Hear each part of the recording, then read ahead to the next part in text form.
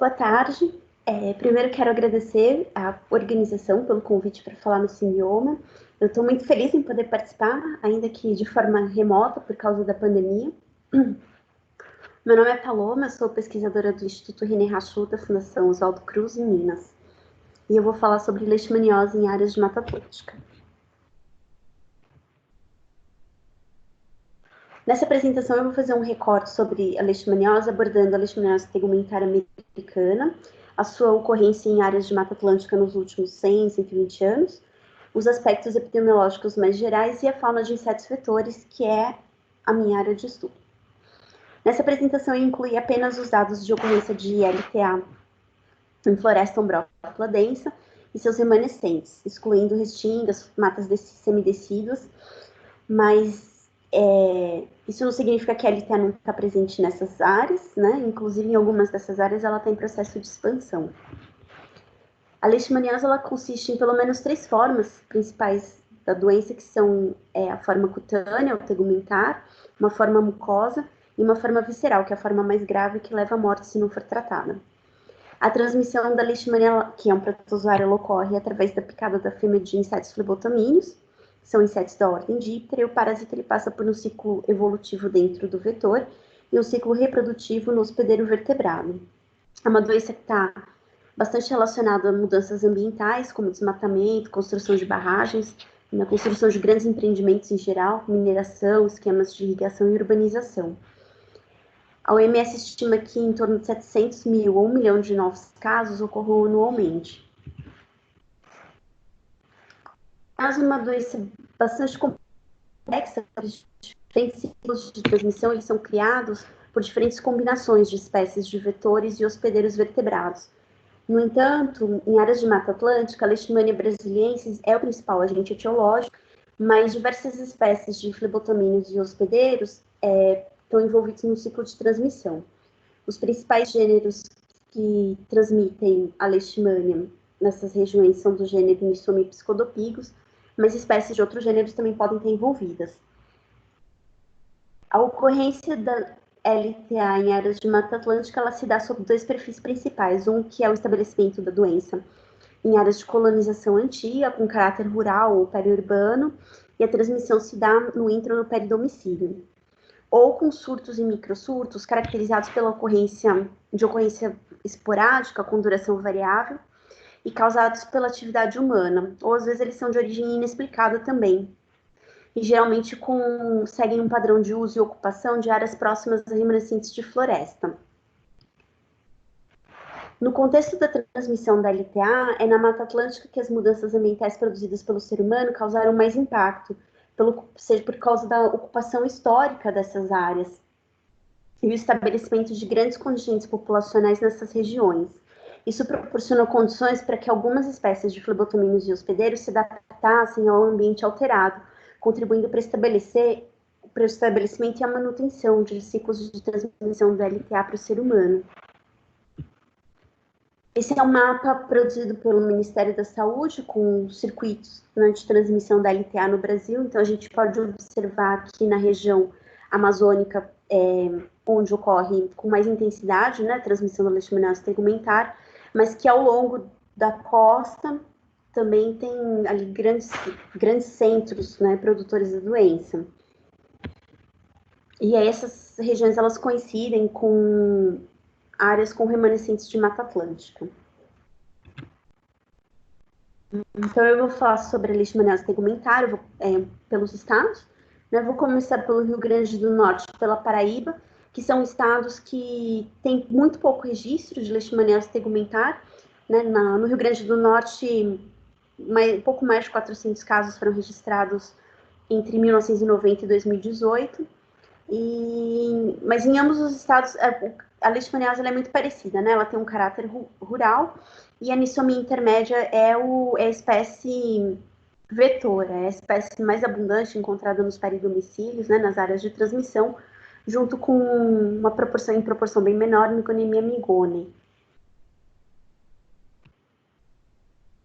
Já o estado do Pernambuco é um estado com, né, focos bem tradicionais, focos históricos de transmissão de leishmaniose, E mais ou menos nesse espaço de 30 anos, entre 1990 e 2018, mais de 14 mil casos foram registrados. Em torno de 50% a 60% desses casos, eles são provenientes da Zona da Mata, que é a região de Mata Atlântica no estado de Pernambuco, que hoje tem um forte padrão de ocupação humana em áreas de plantação de cana-de-açúcar e banana, né, nas encostas principalmente, ainda com alguns fragmentos de Mata Atlântica. E nessas áreas, a Anisomia whitmani e Migoni são importantes vetores. No mapa, aqui na direita, a gente pode ver, aqui são a incidência bruta, né, de leishmaniose tegumentar no estado de Pernambuco, e em vermelho são as áreas onde tem casos com mais intensidade. Então, a gente pode ver que nessas são áreas que coincidem justamente com a zona da mata. No Pernambuco, a maior prevalência ela é entre homens jovens, então tem um perfil ocupacional, né, de trabalhadores rurais, e a emergência e reemergência de casos, elas são decorrentes do desmatamento, né, com a introdução de novas práticas agrícolas e estabelecimento de casas bem próximas aos fragmentos florestais. No Pernambuco também, que é bastante estudado, a ocorrência de leishmaniose entre militares, né, numa área de treinamento, que fica num fragmento grande de Mata Atlântica, no município de Paudalho. Ali, como é uma área bastante preservada, as espécies mais abundantes e mais comuns são Persat acote, Pseudopigus complexos e amazonenses. E aí, intermédia, né, Anisomia whitmani são espécies com bem pouca abundância nessa região.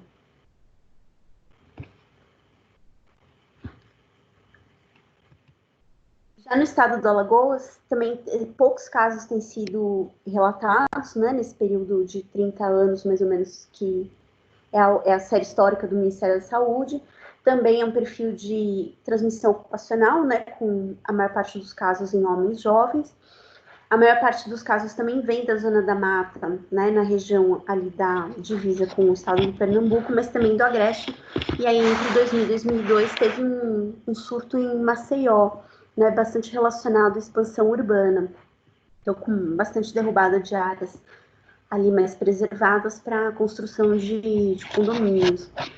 No Alagoas, as espécies predominantes são Anisomia whitmani, intermédia e Migoni, bastante frequentes no peridomicílio. E Alagoas vem vivenciando uma tendência de redução nos casos, muito por conta do êxodo rural e consolidação de áreas desmatadas, além do uso bastante intenso de inseticida. O estado da Bahia é um estado também bastante tradicional, né, com focos bastante conhecidos de leishmaniose tegumentar. Foram 85 mil casos relatados aí registrados entre 1990 e 2018.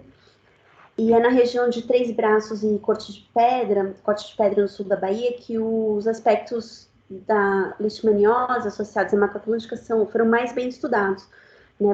Praticamente ao longo de 3 décadas aí foi uma região que foi investigada quanto nos aspectos do parasito, dos vetores, né, alguns aspectos epidemiológicos, populacionais,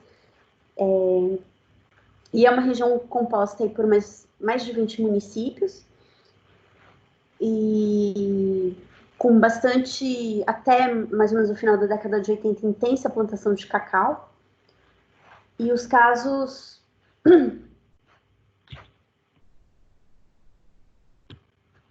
e aí, né, aqui também o perfil já muda, que famílias inteiras são acometidas, então que sugere transmissão intradomiciliar, no peridomicílio.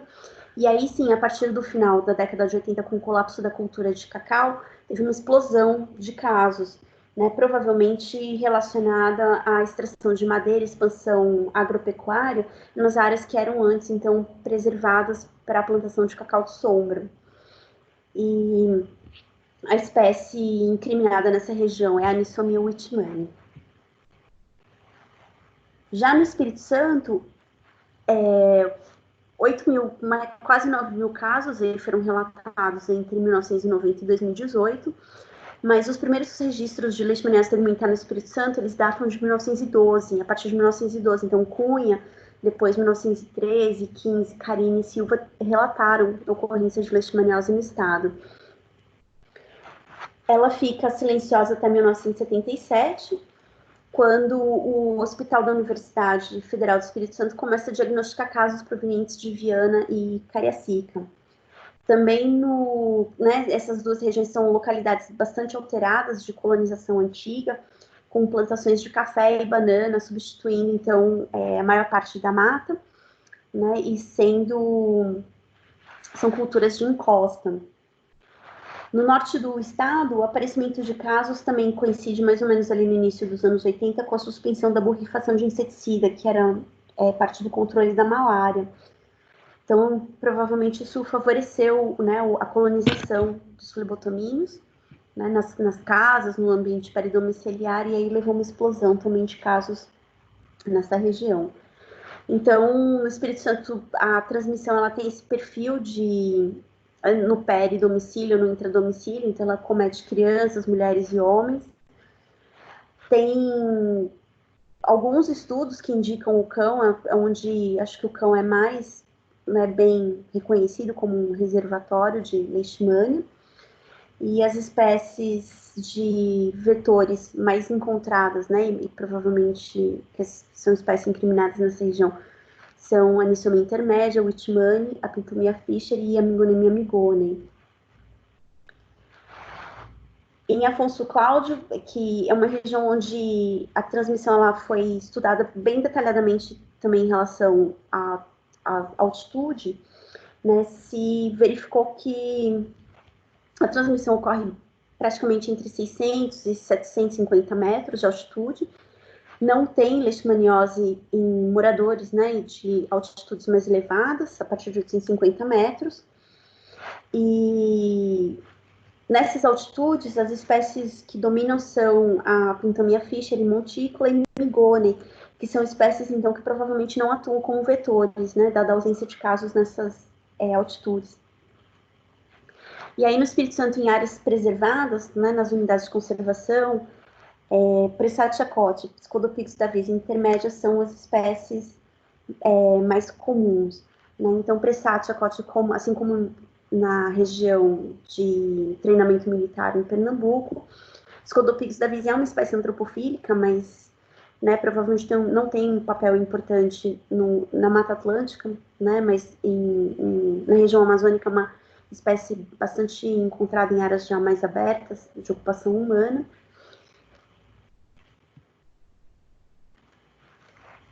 Em Minas Gerais, que é outro estado bastante tradicional, né, para a transmissão de leishmaniose tegumentar, o número de casos é bastante alto, são quase 45 mil casos registrados nos últimos 30 anos, e já o perfil é um perfil de transmissão rural e periurbano, com ocupação, né, bastante antiga, são áreas de colonização bastante antigas, com atividade agropecuária e mineração.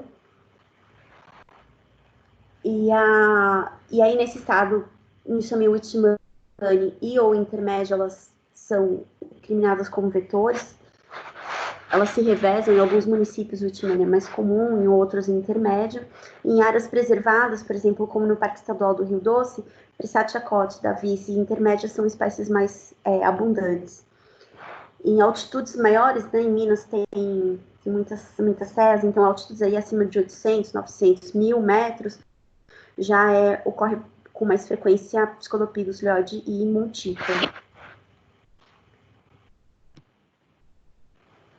Em Minas, né, então foi verificado que nas áreas preservadas, quanto mais próximo da borda da mata, maior a densidade de espécies de importância em saúde, como Anisomia whitmani intermédia, enquanto que dentro da mata a densidade dessas espécies é bem menor.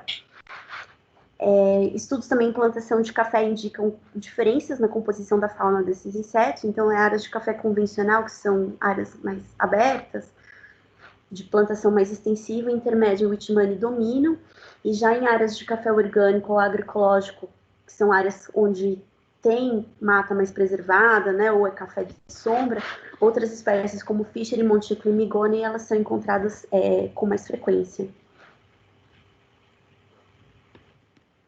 Esse é um estudo do perfil de transmissão da leishmaniose tegumentar em Minas, né, entre 2007 e 2017, mas é possível a gente observar que tem duas áreas principais, né, que ocorrem com mais intensidade no norte de Minas, uma área de cerrado, e aqui na região do Vale do Rio Doce, então, que é uma região de Mata Atlântica. No Rio de Janeiro, foram 5.000 casos registrados em 30 anos, mas casos autóctones esporádicos de leishmaniose tegumentar já eram diagnosticados desde o início do século XX. A primeira epidemia ela foi registrada em 1922, em Águas Férias, no maciço da Tijuca, que é uma região bem central da cidade, né? E é uma região ainda com floresta preservada, né? Floresta urbana. E aí a leishmaniose ela fica meio que latente durante 50 anos. E quando já na década de 70 tem um surto na região do maciço da Pedra Branca, que é onde hoje é o Parque Estadual da Pedra Branca. Então, ali é uma região com bastante preservada, né, ainda com áreas de mata secundária e alguma atividade agrícola. Uma das características mais importantes da leishmaniose tegumentar no Rio de Janeiro é a ocorrência de surtos descontínuos e não sincronizados, né, intercalados com outros surtos isolados de incidência ocasional em várias localidades. Mas isso tem bastante a ver com a topografia do Rio de Janeiro, né? O Rio de Janeiro é bastante montanhoso e com ainda bastante mata preservada nas encostas, né? Com as pessoas morando muito próximo dessas áreas preservadas, então ali tem uma coexistência de um perfil de transmissão rural, como nessa região do Parque da Pedra Branca, mas também de transmissão urbana. A anisomia intermédia é a espécie mais abundante, e as áreas de transmissão mais bem estudadas do estado do Rio de Janeiro incluem a Baía da Ilha Grande, né, que são municípios com bastante atividade turística, como Paraty, Angra dos Reis, no município de Niterói, no próprio Rio de Janeiro, e Petrópolis. Nesses locais a transmissão ela é caracterizada pela instalação de casas, né, em áreas de transição ou em áreas de encosta mesmo, muito próximas à mata, onde os vetores dos reservatórios então passam a frequentar essas casas em busca de alimento e abrigo. Né, que só para a gente ter uma ideia, o maciço da Pedra Branca ele está numa região muito central do Rio de Janeiro, né, o rio ainda com bastante área preservada.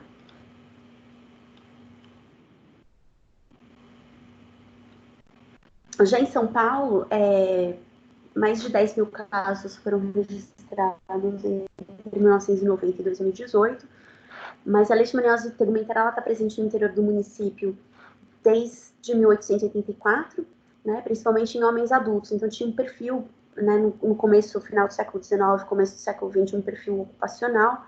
Foram surtos caracterizados em áreas de expansão da cultura do café, mas em áreas de Mata Atlântica, os casos começam a aparecer a partir das décadas de 60, no Vale do Rio Ribeira, e 70 no Vale do Rio Paraíba, né, no Rio Mogi do Guaçu.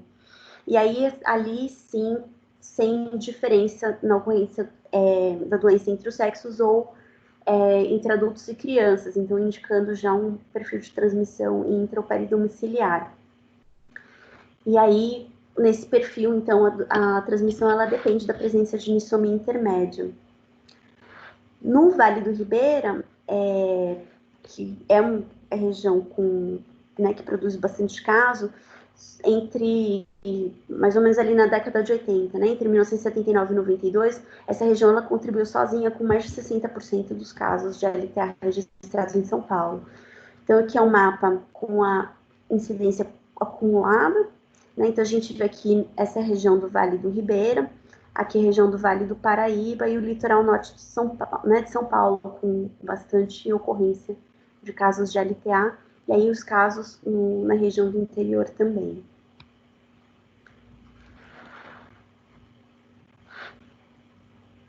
A partir da década de 60 e 70 também foram registrados surtos dentro da cidade de São Paulo, né, a cidade já bastante urbanizada, bastante industrializada, mas ainda com algumas áreas de mata, né, por exemplo, na Serra da Cantareira, Guarapiranga, na região sul de São Paulo, mas esses surtos na região de São Paulo, principalmente na região norte, eles se deram por conta do desmatamento promovido para a instalação de empreendimentos imobiliários de alto padrão. No litoral norte também, os casos começam a aparecer com bastante intensidade a partir da década de 90, né, por conta da especulação imobiliária para instalação de condomínios, de resorts, né, próximos às áreas de encosta. No Vale do Ribeira, as espécies, a gente encontra espécies, né, diferentes na área de mata, como Pseudopigus aerosa, Satiromia pascale e Pseudopigus lyoide, e Fischer e Migoni intermédia, elas ocorrem bastante em baixa densidade dentro da mata, sugerindo então que existem poucas chances de infecção quando em contato primário com essas áreas preservadas, né? Então, a transmissão ela se dá mesmo quando algumas espécies, como intermédia, se adaptam a um ambiente bastante modificado.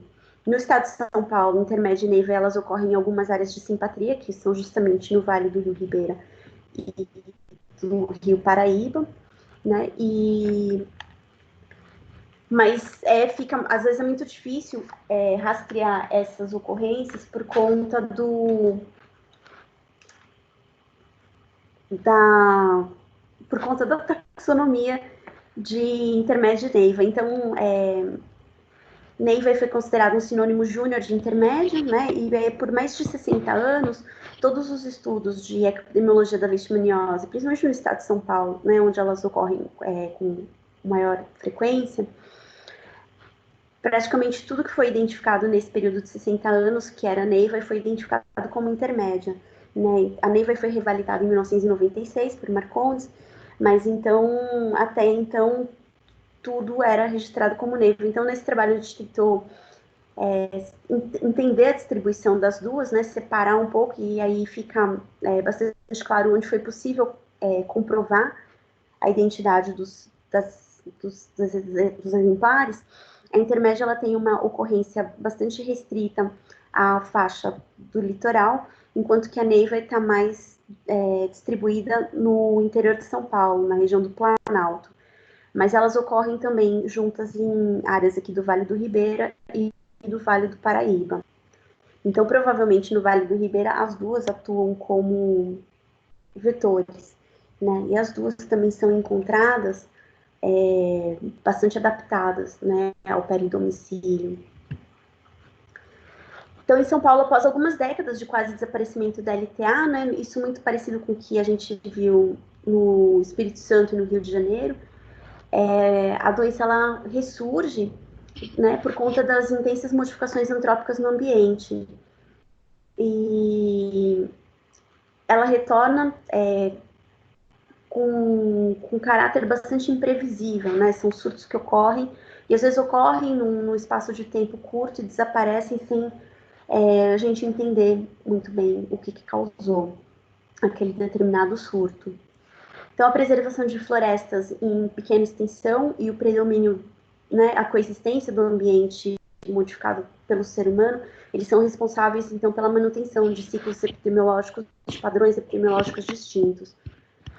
E aí, entre 1975 e 2008, o Centro de Vigilância Epidemiológica da Secretaria de Estado de Saúde de São Paulo registrou quase 13 mil casos de leishmaniose tegumentar, com predominância, né, nos municípios que ocorrem em região de Mata Atlântica.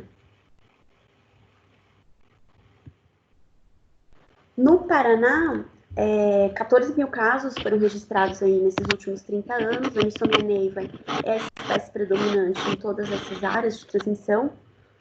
E a retirada, né, no estado do Paraná, houve praticamente uma retirada completa da cobertura vegetal original para a produção de banana, laranja, outros produtos agrícolas e criação de gado. Então, isso fez com que a transmissão de leishmaniose tegumentar ocorresse no intra e no peridomicílio, né? Então a gente observa um padrão de ocorrência entre crianças, mulheres e homens com mais ou menos igual frequência. E a gente observa a persistência da doença em áreas muito já modificadas pela ação humana, né, para produção agrícola e pecuária, mas que ainda tem pequenos fragmentos de mata. Então, concluindo, a incidência da leishmaniose tegumentar é influenciada por uma variedade de fatores ambientais, paisagísticos e socioeconômicos, a manutenção de diferentes perfis de transmissão da doença ao longo das áreas ocorre ainda, né, ao longo de áreas previamente de Mata Atlântica ou ainda cobertas por Mata Atlântica.